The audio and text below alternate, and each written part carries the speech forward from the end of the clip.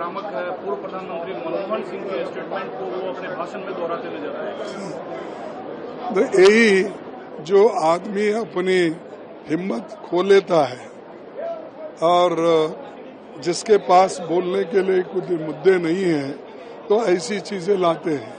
अगर उनके पास उनके ठोस मुद्दे हैं, ठोस काम है, वो बता सकते हैं। जैसा कि हमने नरेगा का बताते हैं, फूड सिक्योरिटी का बताते हैं, कंपलसरी एजुकेशन का बताते हैं, आरटीए का बताते हैं और रूरल हेल्थ मिशन का बताते हैं। ये हमने किया है, हम बता वैसा काम उन्होंने कहने दो जो जनता के भलाई के लिए और सबके लिए है। तो उनके पास कुछ नहीं बोलने के लिए, वो हमेशा कांग्रेस को टीका करते हैं या अपोजिशन, और खास करके आजकल तो ये बोल रहे हैं कि इंडिया गठबंधन वहाँ कुछ भी नहीं है, कोई लीडर नहीं है। अरे लीडर, गठबंधन में लीडर पैदा होता है बाद में, पहले ही थोड़ा ही करते हैं, कभी भी ऐसा नहीं हुआ। लेकिन जो मैनिफेस्टो कांग्रेस का है वो सबसे स्ट्रांग साउंड है इस चुनाव में कांग्रेस पार्टी का। उस पर लगातार जिस तरीके से खुद बीजेपी ने हमला किया कि ये मुस्लिम लीग टाइप का मैनिफेस्टो लग रहा है, इसके पीछे क्रोनोलॉजी क्या रहा होगा?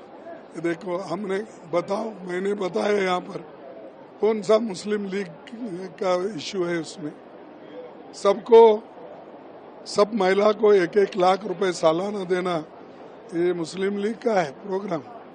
युवाओं को नौकरी देना, ट्रेनिंग देना और उनको 1 लाख रुपए ट्रेनिंग के लिए देना, ये मुस्लिम लीग का है। और किसानों के लिए हम उनकी लीगल गारंटी एमएसपी पे करेंगे, ये क्या किसानों का, ये क्या मुस्लिम लीग का है? एससी एसटी को और बैकवर्ड्स को जो बैकलॉग है और जो सरकार वैकेंसी है वो फिलअप करने के लिए हमने वायदा किया, क्या वो मुस्लिम लीग का है? बोलो आप, कौन सा मुस्लिम लीग का है? अरे 25 गारंटी हमने जो दी सबके लिए दिए हैं, गरीब के लिए है, महिला के लिए है, युवाओं के लिए है, दलित के लिए है, सबके लिए हमने दिया है। और जो चीजें सबको मिलते हैं वो हर एक को मिलता है।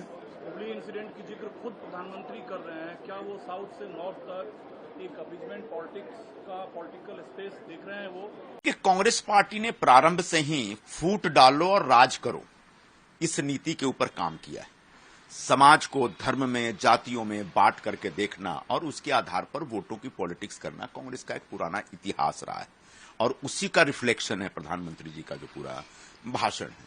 जो एक डिवाइड एंड रूल वाला जो मामला है उसको आप अगर देखेंगे तो देश जब आजाद हुआ तो विभाजित हो गया था, सत्ता के लिए ही तो देश को तोड़ दिया गया। अब किसने क्या डिमांड की थी, कब डिमांड की, तो वो बहुत बात की बात है, लेकिन जिम्मेदार कौन है? तो कांग्रेस पार्टी जिम्मेदार है।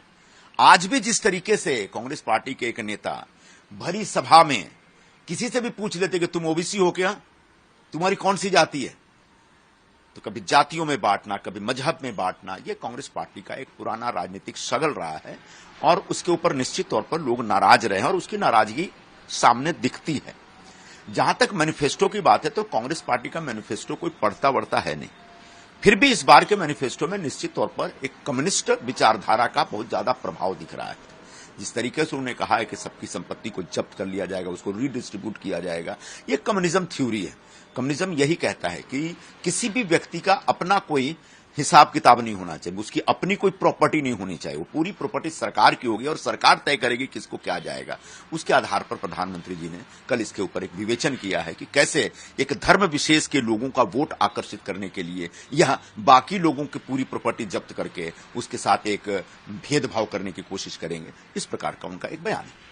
अभी मल्लिकार्जुन खड़गे की खबर आई कि उन्होंने प्रधानमंत्री से टाइम मांगा है, जो मैनिफेस्टो के बारे में प्रधानमंत्री ने कहा उस पर डिस्कशन करने के लिए। मुझे बड़ा तरस आता है, हमारे खड़गे जी को डिमेंशिया की बीमारी है, भुलक्कड़ है वो। ऐसे भुलक्कड़ आदमी प्रधानमंत्री जो पूरी तरह से फिट व्यक्ति हैं, उनके सामने बैठ करके क्या चर्चा करेंगे, कौन सी चर्चा करेंगे?